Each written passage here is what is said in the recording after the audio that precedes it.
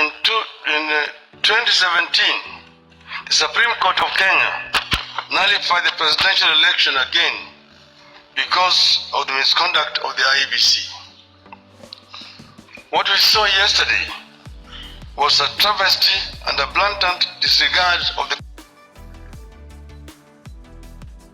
Constitution and the laws of Kenya by Mr. Chebukati and a minority of IEBC commissioners.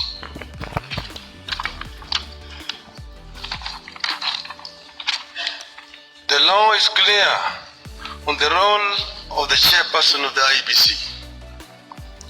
The law does not vest in the chairperson the powers of a dictator to rule the IEBC unilaterally. The IEBC is structured as a democratic institution in which decisions must be taken either by consensus or by a vote of the majority. The chairperson and a tiny minority of commissioners have no legal authority to take weighty decisions and proclaim them as the rulings of the IEBC. The law on the IEBC provides that unless a unanimous decision is reached, a decision on any matter before the Commission shall be by a majority of the members present and voting. I want to repeat. Unless a unanimous decision is reached, a decision on any matter before the Commission shall be by a majority of the members present and voting. In addition, the Court of Appeal in the Maina Kiai case ruled, and I quote again, reiterate, as we conclude, that there is no doubt from the architecture of the laws we have considered that the people of Kenya did not intend to vest or concentrate such sweeping and boundless powers in one individual, that is the chairperson of the appellant. That is why I and Azimio La Umoja One Kenya and the nation at large were shocked yesterday to learn that Mr. Chebukati alone decided to pronounce himself on the supposed winner of the 2022 presidential elections. We understand that only Mr. Chebukati alone had access to the tally of the presidential vote. He denied all the commissioners access to that information until he suddenly appeared before the commissioners in the late afternoon to present them with a fait accompli.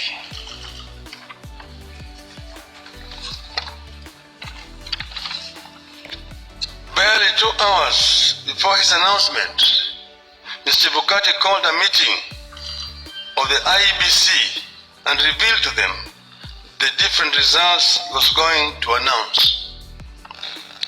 4 of the 7 protested Mr. Chebukati's actions.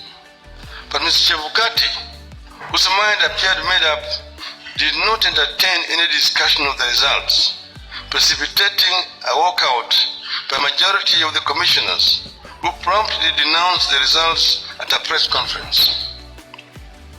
We know what happened next.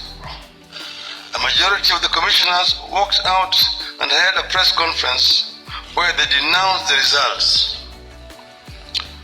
Our view in Azimio is clear. The figures announced by Mr. Chebukati are null and void.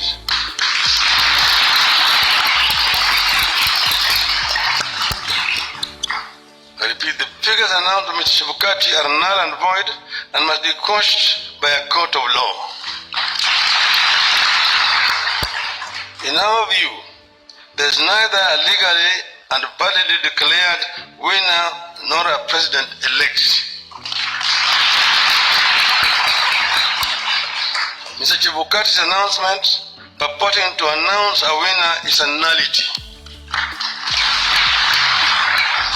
He acted with gross impunity and in total disregard of the Constitution and our laws.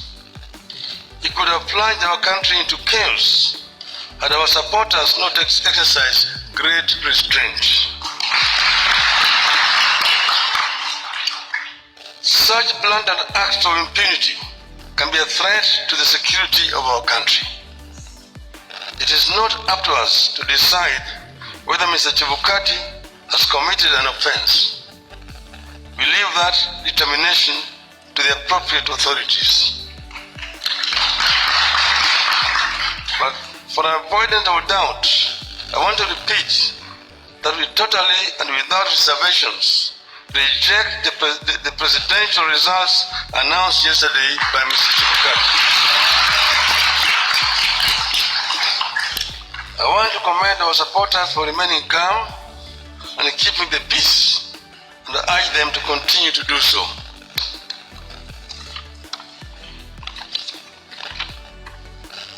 Let no one take the law into their own hands.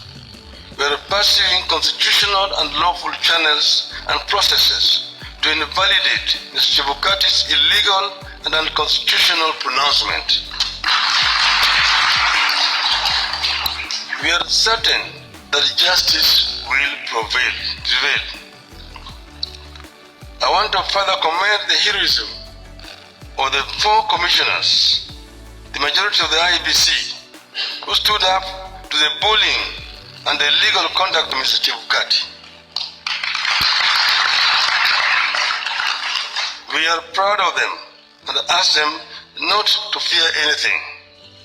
Kenyans are with them.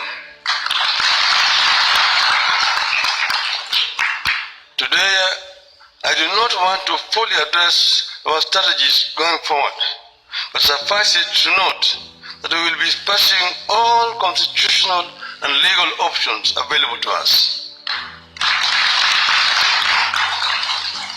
We will do so because we regard the many flaws in the elections and the wrongs committed by the IEBC as fatal to the process and the outcome announced by Mr. Chebukati.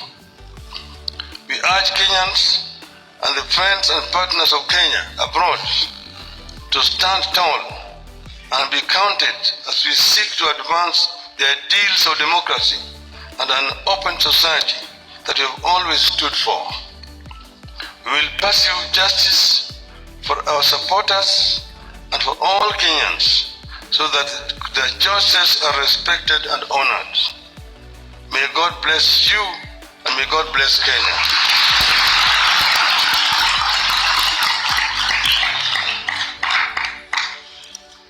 Nataka kuchukua tena fursa hii kutoa shukrani kwa Kenya wenzangu ambayo wameshiriki katika uchaguzi ambayo imepita.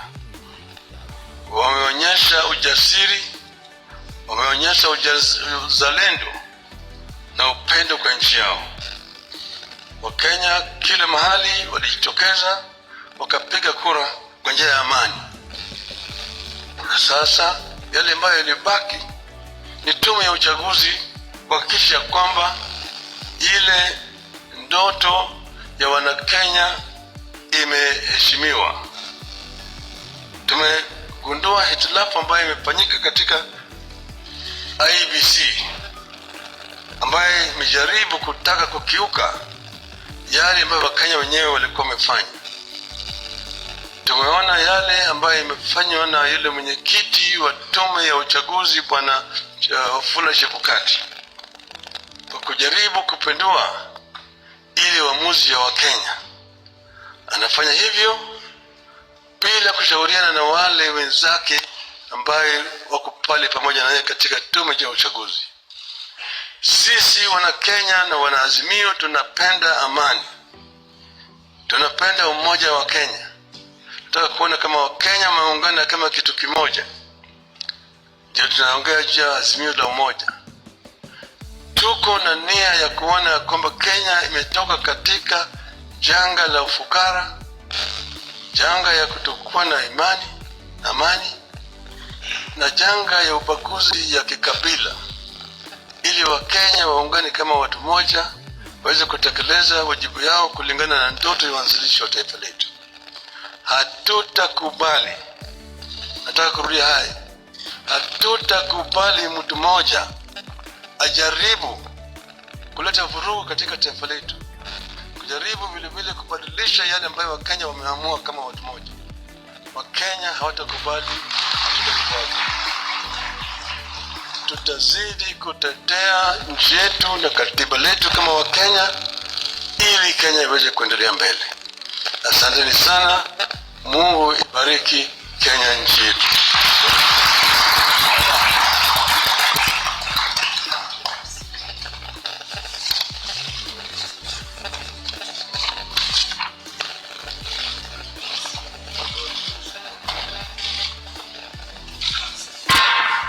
Niombe sote tusalie